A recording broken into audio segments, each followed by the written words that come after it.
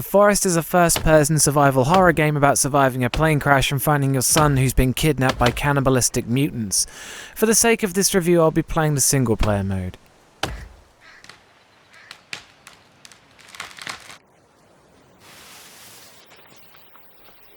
Atmosphere. During the day, the atmosphere is full of paranoia as you go about building things and exploring the island.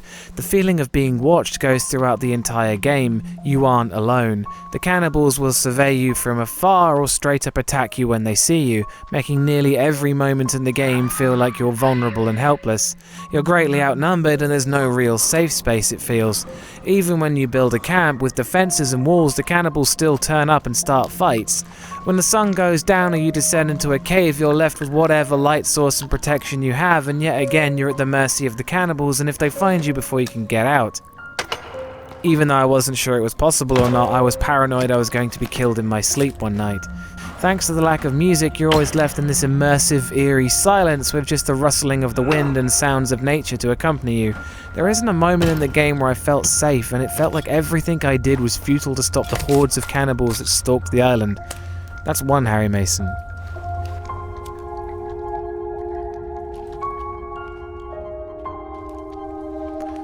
Scares. It's a very natural way of dealing with scary things. As you explore the large map, you'll inevitably bump into the cannibals and things that you aren't really looking for. Exploring pitch-black caves searching for Timmy is always nerve-wracking. When you eventually enter combat, it's fast and frantic and you're usually outnumbered. When you lose, you're either killed or dragged off to the underground caves, which is arguably worse. Most of the fear is based on discovering more disturbing things like the mangled remains of the passengers, and whilst it's not overly terrifying, it has some intense moments, but mostly depends on how safely you decide to play the game, and since there's no jump scares or anything scripted whatsoever, your mileage may vary. That's 2 Harry Masons.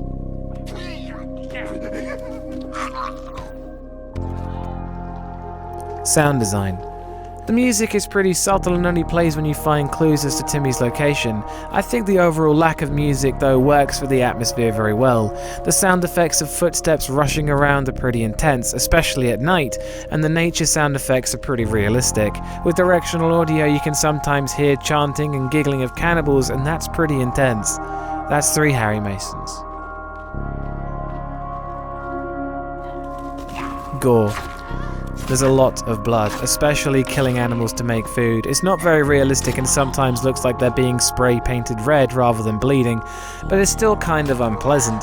There's a lot of dead animals and the butchered bodies of passengers that are spread out around the island, made into effigies and grim warning signs, corpses forced and contorted into bone-breaking shapes. The gore in this game is unpleasant, reminds you of the brutality of the cannibals you're stuck on the island with.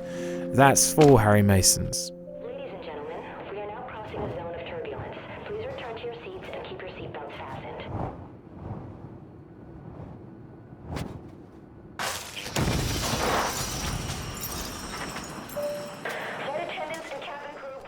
Story. There isn't much of a story that I could figure out besides you survive a plane crash and awake to see a cannibal dragging off your son. There are a few drawings and some ominous notes, but everything is told from the environment. There's so many tents and camps that have been destroyed with blood trails leading off to the nearest cannibal encampment.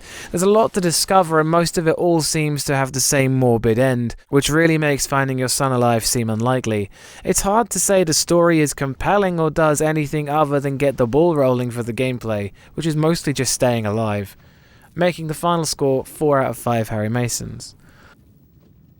Whilst a large section of the game is purely based on survival and building shelters and fires for yourself, I can never shake the feeling of being watched.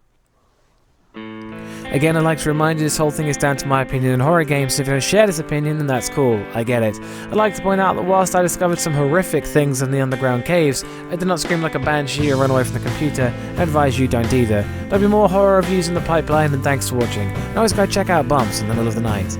Peace.